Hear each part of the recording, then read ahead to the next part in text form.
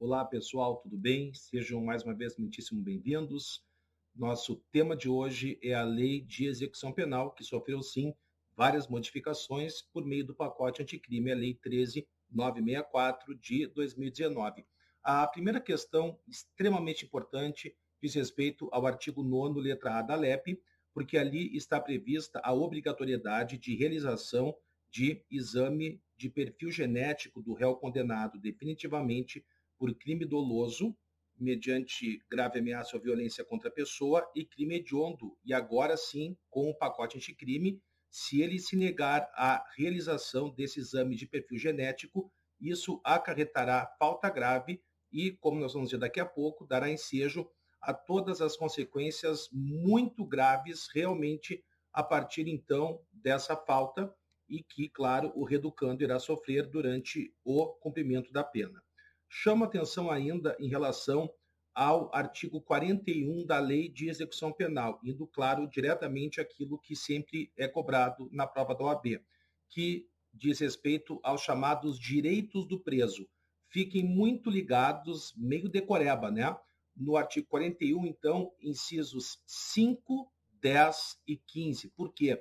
Porque conforme o artigo 41, parágrafo único da LEP, esses três direitos previstos, portanto, nos incisos 5, 10 e 15, poderão ser suspensos por ato motivado do diretor do estabelecimento prisional, certo? O artigo 39 da LEP fala sobre os deveres do preso. E lembrando que o artigo 39, ao contrário do artigo 41 de que falamos agora, o 39, ele é números clausos, ou seja, é um rol taxativo, ou seja, não podem ser criadas novas obrigações para o reeducando que ali não estejam previstas. Muita atenção ainda, galera, ao artigo 45 da LEP, porque, primeiro, não existe o instituto da tentativa na LEP, ou seja, se alguém tentar fugir, no caso, praticar, por exemplo, a tentativa de trazer para dentro do estabelecimento prisional aparelho de comunicação com o mundo exterior, leia-se um celular, por exemplo, certo?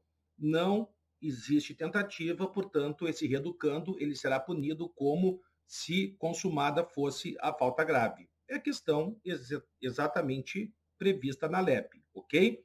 Ainda muito importante no artigo 45, que sempre caem as questões relativas aos seguintes tópicos: no caso de punição àqueles que infringirem as normas, certo? Então, é vedado o uso absolutamente da cela escura, são vedadas as sanções que causem qualquer abalo psíquico ao reeducando e também são vedadas as sanções coletivas. O que é que significa isso? Significa que, ao se punir um reeducando pela prática de falta grave, deverá, como na aplicação da pena. A gente não pode aplicar a pena para todo mundo junto, porque senão nós estaríamos ferindo o princípio da individualização da pena. É a mesma coisa que ocorre na LEP. Então, são vedadas as chamadas sanções coletivas. Muito importante ainda, galera, o artigo 48, parágrafo único da LEP, que traz as consequências, como eu tinha mencionado lá no início, as consequências da prática de falta grave. São elas: regressão do regime carcerário, artigo 118, inciso 1, a cassação de saídas temporárias, artigo 125, ainda a perda de até um terço do tempo remido, tanto pelo trabalho como pelo estudo, artigo 127, também da LEP, e ainda a reconversão de penas restritivas de direitos em privativas de liberdade, conforme previsto no artigo 181 da LEP. Então, nós aí podemos perceber, galera, que a prática de falta grave ou de fato definido como crime doloso é o pior que pode acontecer ao reeducando. Por quê? Porque ele vai ter o regime regredido, enfim, ele vai ter uma série de malefícios que, na verdade, colocarão quase que a perder, muitas vezes, o tempo de cumprimento de pena, pelo menos para a progressão de regime. Por quê?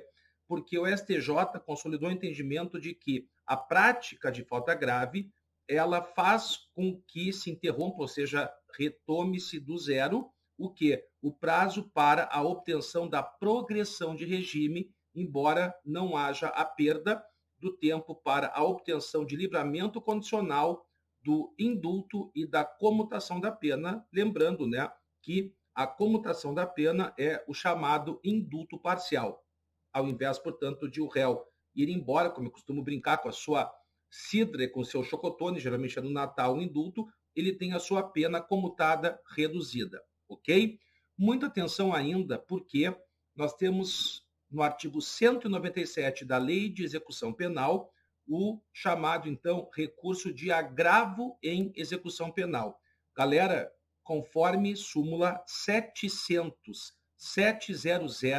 do Supremo Tribunal Federal, então não se preocupem, tudo aquilo que nós sabemos ou devemos saber acerca do agravo em execução penal é exatamente o que se aplica ao recurso em sentido estrito previsto no artigo 581 do Código de Processo Penal. E isso porque exatamente pelo fato de que são recursos, portanto, que têm o mesmo prazo, 5 dias para a interposição, 2 dias para as razões, não possuem efeito suspensivo e existe o chamado OT-liga, porque isso cai muito, está previsto no artigo 589 do Código de Processo Penal, certo? O juízo de retratação. Então, muito cuidado com isso.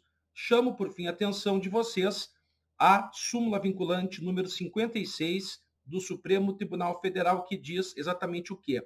Se o reeducando, digamos, ele esteja no regime fechado ou semiaberto, mas ele faça jus a uma benesse, a um, digamos, né, benefício, seja ele a progressão de regime para o regime, portanto, mais brando, por exemplo, do fechado para o semiaberto ou do semiaberto para o fechado, mas digamos que não haja vaga, e isso é absolutamente comum no Brasil.